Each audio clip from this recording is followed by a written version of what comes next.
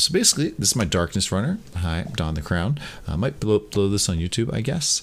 And pretty much what I'm doing here is a combination of Darkness Runner that a lot of other people are doing and a couple of little things that are kind of my own mix of this.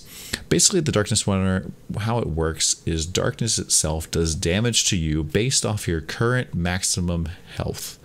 And that counts both life and energy shield.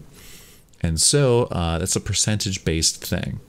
And so if you have like 5,000, 6,000 life, a combination of life and energy shield, you're going to take a lot of damage over time from the darkness. However, if you have very little life, such as like 4 total here, that's going to mean that you take very little damage from the darkness. And so we can counter that darkness damage by having percentage regen, or not flat regen, as opposed to we can have flat regen as opposed to percentage regen. So for example, I have 151 energy shield per second. And so that pretty much means that I can stand in the darkness almost indefinitely. So we don't have to worry about the darkness damage at all. The second component of this is phase run. What phase run does is it gives you a buff over time that makes you faster, harder to detect, and grants phasing. And if you look here on it, it says the bottom line is 80% reduced visibility to enemies. So that's pretty good. It makes you very hard to see to most enemies, but you're still visible. The secret comes from using Ichimonji Sword to buff that up, right? So with Ichimonji Sword, you get a couple of different things, but the really important lines are kind of in the middle there, where it's 10% increased effect of buffs on you, and 5% reduced mana reserved, because I need a lot of mana to reserve on this particular build. When you have 2 of them, it makes that 10% buff pretty much make this like a 98% reduced visibility of enemies, or something similar to that. I'm not really sure, maybe like 96. I'm not sure how they multiply, if they're additive together or they're multiplicative against each other. All I know is that you can stand really close to enemies and nothing will touch you. And then, so the rest of the tree pretty much focus on, the rest of the tree and the rest of the gear focuses on getting your character as fast as possible. So important part is using Queen of the Forest. This makes you go faster the more evasion you have. A lot of people make the mistake of having an evasion rating that looks something like this while they're using Queen of the Forest. If you're looking here, you see my movement speed modifier right now is 163. If I take off the Queen, I'm actually going faster.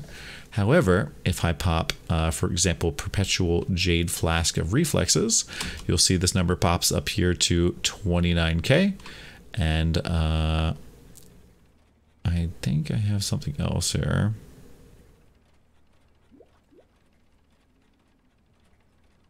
Oh, I'm missing my, there we go. So you see here, without my flask, I'm at, all they fall off, I'm at 22k evasion, and that's okay. Like, I'm only gaining 21 movement speed here. But with this flask, the Perpetual Jade Flask of Reflexes, which gives me flat 3,000 evasion and then percentage evasion during flask effect, I pop up over 45,000. And 45,000 is the magic number. That's going to make us hit 252 evasion, which is effectively 72% additional move speed on just one item, which is really great. I am a Scion, and I'm using a combination of Champion and Pathfinder. Champion gives you a little bit of movement speed, and Pathfinder gives you 3 charges every 3 seconds, and that allows you to continuously refill your flasks without killing anything. And then the rest of the tree is focused on going and getting all movement speed nodes that I can possibly get to, a lot of mana reservation nodes as well, and the key things are getting Zealot's Oath, Chaos Inoculation, and then I go out and get Acrobatics. You don't necessarily need this. This would drop me down to, I believe, having 4 energy shield. I could probably take these 3 and go get some sort of movement speed or another gem. That's pretty much it. I have a Watcher's Eye. It's pretty nice. It's a Watcher's Eye. It's a combination of Vitality and Haste. The Vitality makes it so that my life regenerated per second while affected by Vitality. This pretty much lets me sit in the darkness forever without having to worry about almost any other source of flat regen. And then the cooldown recovery speed of movement skills makes it so that I can very easily keep phase run up way longer than its cooldown. Now, if you don't have this particular Watcher's Eye, you'll be fine. Here, I'll take off Haste Aura, and you'll see what I'm talking about. Just keep popping it over and over and over again, and just because I have all the duration nodes on the tree. However, you do need to like spam it because it's gonna be very close to when it goes down. It's gonna be like ticking very closely in terms of total time. But with the Haste Watcher's Eye, you're fine. That's because I have both duration nodes on the tree. Items that I'm using besides Queen of the Forest, Devoto's Devotion is a pretty obvious one. This one has duration gems, so that I'm getting a bonus to my phase run and my increased duration, which could level up higher. 7 League Steps, which is really nice. And then I'm using Dureso's Salute. I'm mostly using this because it's the Grace Aura effect. I think it's Time Worn Necklace or something like that. It gives you actually a little bit more movement speed. This only gives you 10%. And that 10% movement speed when you're on full life, I'm always at full life because I'm CI, because I'm either at 0 or 1. So as long as I'm not dead, I'm on full life. And then the next thing is very tricky. I'm using a Coward's Legacy belt that has had its like energy shield volled off of it. So this is kind of expensive piece here. But what this allows me to do is you count as on low life when you're cursed with vulnerability, and you're cursed with vulnerability all the time. So as long as I don't have like a hex warding flask here, I'm always going to be on low life all of the time, right? And so that allows me to use things like Ondar's Clasps to get 20% more movement speed or increased movement speed. And then Lori's Lantern for another 8% movement speeds. So that's like 36% movement speed right there. Oh, and this belt also comes with movement speed as well. So it's a good combination. In terms of flasks, just using the standard Quicksilvers, I like using 2 of them. The Jade Flask or Reflexes makes you go faster. Same thing with the Silver Flask. And then the Overflowing Chalice makes you go get more of those charges every 3 seconds. So you see here, as this ticks up, currently it's at 14 charges, and then it's going to tick up to 18, and then 22, and then 26.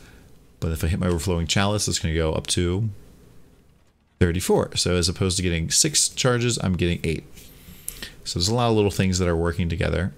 And this allows you to refill your flasks faster. In terms of skill gems, I'm using Blasphemy Temporal Chains. And then I'm using Vitality. Vitality is just for the Watcher's Eye. The level of this doesn't matter at all. Whether I'm regenerating like 0.75% of my life or like almost 100% doesn't matter. And then Grace, because it gives you evasion rating, Haste for the movement speed and for the Watcher's Eye, and then Enlighten to help make that a little bit better. And then Phase Run, Increased Duration, Enhance, because that gives you actually more movement speed. And then Reduced Mana Support, because I felt like it. Smoke Mine, I don't really use all that much, but it is an option you could do as well. So right now, just like standing here, I'm getting 448 movement speed. But if you wanted to get like Smoke Mine into the mix here, which I don't really like doing, it's kind of a pain in the butt. I'm at 484 movement speed, which is a little ridiculous. But yeah, that's a general overview of what I've been doing with this Darkness Runner. And it looks really cool with the trail going behind your character. I highly recommend using MTX that has trails to it, such as like the Forge Weapon effect, or like the Apocalypse Footprint effect, or these Automaton Wings, which used to look amazing, now look terrible. And just like leave some awesome trails behind you as you go. And as long as you're spamming Phase Run, you're pretty safe. There are some things in the Delve that'll kill you, like Lightning Warping Totems. There's the Blade Vortex Ghosts. There's the guys with the Ancestral Bond, have a fire kind of limbo thing that'll instantaneously one-shot you. And then also some of the bugs have higher visibility and will be able to see you through your phase run. It will chase you around. But normally if you see any monsters moving, they can see you. So you should just keep moving. And you're moving so fast that by the time you even realize they've caught on to you, you're way gone. And that's that.